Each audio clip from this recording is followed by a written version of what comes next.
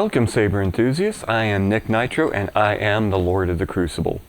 Today we are actually doing our review of the Crimson Dawn Oathkeeper, which, I mean, take a look at that. That is an absolutely beautiful saber. But there's a development with this saber that I really wanted to bring these out and do a little recap on the history of these cores from Crimson Dawn over the past 2 years. Now, this is the first saber that I tested, the Crimson Dawn Banshee, and it does not have its original core in it right now. That core is sitting in here. Now, this is the V2 core, and this is going to be really important because this all deals with smooth swing. So, let's just get a quick demonstration here.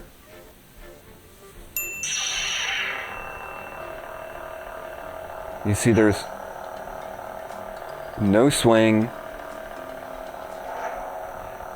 It just kicks in at one speed.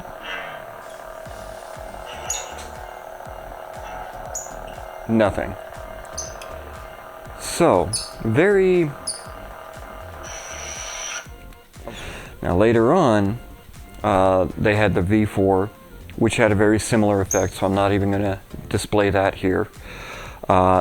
Then I upgraded this one to the Crimson core, which I love, by the way. It was my first smooth swing core, really, really good. And as you can see,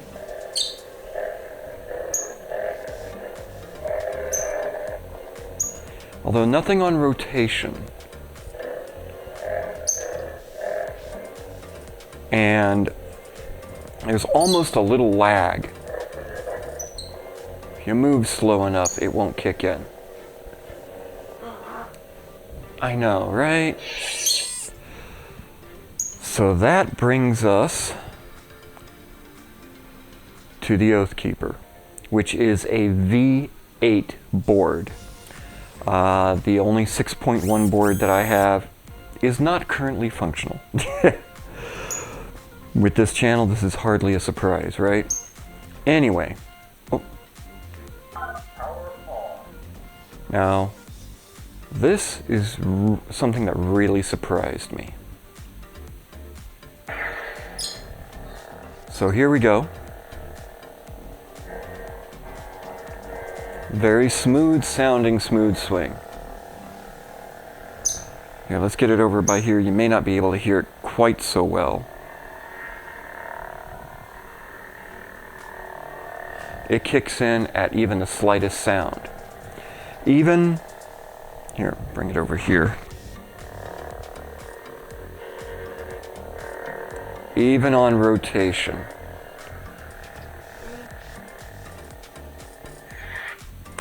Now, that is not the only feature of this saber that surprised me. As you saw in the last video, I noticed we actually have gesture controls. With a twist on, twist off, and even the high ground. Navigating through your sound fonts. Makes it really easy. One thing I noticed about this, though, is the volume. With the others, it seems to be a very linear progression on the volume, and you only have 3 volume settings. Your mute just gives you your light, no sound, nothing. Volume high. You can already tell that's pretty loud. Really loud.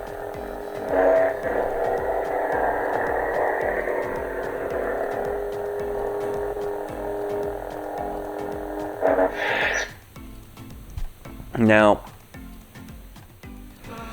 I want to use that volume to demonstrate exactly how sensitive this smooth swing is. So, here we go.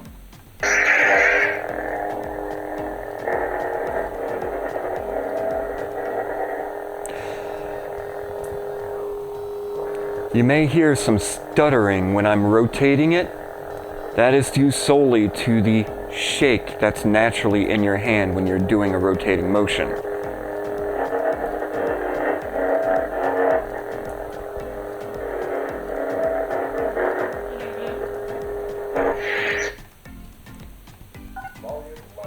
And then this is the low volume, which you can see that it's a really drastic difference. I don't know if that'll make any influence in your decision to get a V8 board or not, but for this level of smooth swing, if you're not worried about the quieter sound, it's worth it. It really is. Now, another thing that I noticed about this, and I notice weird stuff, they only have the one greebly here, and that is what holds on the entire cross guard. And it just slips right off. But I noticed there's a second hole back here. And from now on, this is probably where you're going to see me having this greebly set. But there is a specific reason for that. Most sabers, like this one, have no real need for what's called indexing, at least in the storyline. With knives and swords, indexing is when you grip the handle, the hilt, it's your ability to tell by touch alone where the edge of the blade is. Well, lightsabers don't have an edge, but they do have a power switch. And as you're spinning and swinging, that power switch can move around on you. So in this case, for our purposes, indexing refers to our ability to keep track of that power switch. Now this cross guard, that helps a lot, but this greebly here really helps out. Just by touch alone, you can tell which side is facing out, and then my finger is perfectly placed on that power button. So, you know exactly where your button is for blaster deflects, lockup effects. It really works great. So you've got 12 sound fonts in here. I'm really pleased with this. I mean, I can't say that enough. I really can't. So let's go ahead and get on to our measurement phase here, because I want to make certain we've got all this data in before I start smacking this thing on logs and horse mats and dropping it onto concrete. Oh yeah, we're going to mess it up. Okay, we're going to need the weight first. One thing I've failed to mention in all past videos is that when I weigh these, I am weighing them with a blade plug inserted. So that does add a little bit of weight to it. But even with that, we're sitting at about 14.6 ounces. That's it.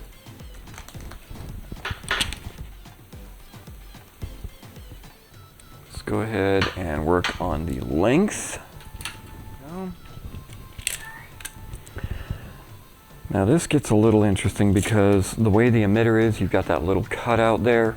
I'm going to measure from the top of that cutout all the way to the bottom.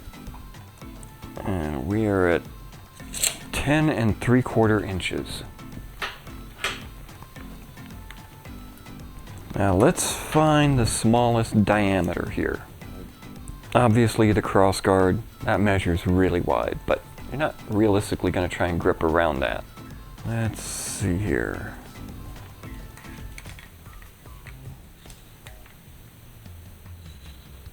There is a little... Alright, so this is our widest diameter for grip. Right here is this ring, right there. And that's about 37.01 millimeters. And then for our minimum diameter, I think it's going to be this little trench right in here. And that is 31.3 millimeters. Now the one thing I did notice is that this is kind of a shallow blade socket. I'm A little concerned about that. When we get this out into the Crucible, I'm wondering if the blade is going to go flying. But when I had the Emissary, I thought that one was going to go flying too. I was really surprised on that. It didn't. Let's check our blade socket depth. Maximum depth, that is 30.58 inches. 30.58 millimeters. Oh my god, inches, really? Now we will typically measure the blade socket depth again at the retention screw. So I've already removed one of the screws here. And this is the smallest blade plug that I currently have available. And will that leave a mark? Yes. All right, we've got something we can measure.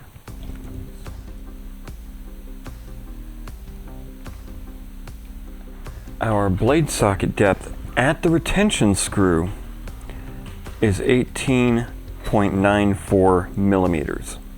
So that's not even an inch deep. And if you notice, go ahead and use this as an example. This is where the blade retention screw goes, and this drop is even lower. So really don't know exactly how well this blade is going to hold. I have been surprised before, and I love being surprised. I really do. It means things work much better than I expect them to. Okay, let's go ahead and get the internal diameter of the blade socket here.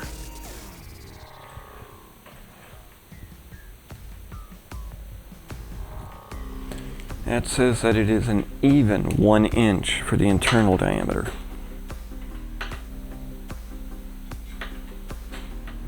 So now, let's check the blade diameter.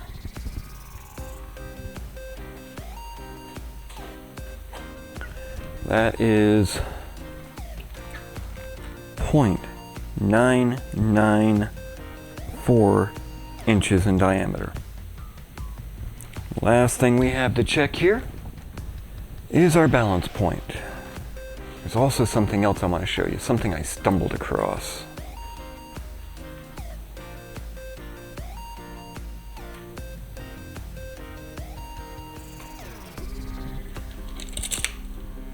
The balance point is going to be 1.5 inches in front of the emitter. So that's all of our regular measurements right there.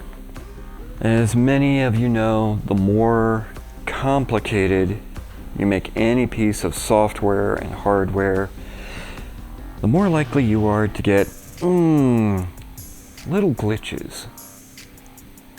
And I may have stumbled on one. So let's see if I can recreate it here. I'm going to go ahead and do this at full volume.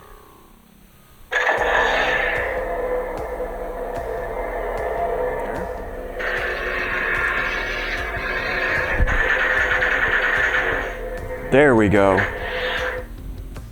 What is happening here, I think, is that when you initiate the lockup effect, and if you just happen to have a clash effect at the time you release the lockup, and it's a very, very small window to hit that, you get this weird, almost blaster fire effect. I wouldn't exactly call it a blaster blade like you get on a Xenopixel, but it is something different. I don't know if this is intentional. Probably not. Probably just a little glitch in the software. I don't think that this would do anything bad to your board. At least it hasn't with the number of times that I've done with this board. But I'm not going to say that it's good for the board or you won't cause damage.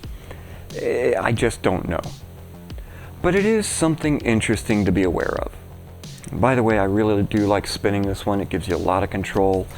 I really like the indexing that we talked about earlier.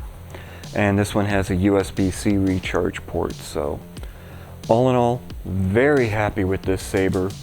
We will see how it stands in the Crucible.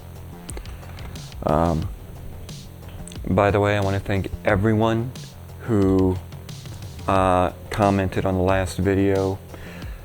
We are desperately missing Penny. She will always be here with us in our hearts. That said, I'm Nick Nitro. If you like what we've been doing here, if you like the reviews or the testing that we do, go ahead and hit that like button at the bottom. Click subscribe. You've already sat through the whole video.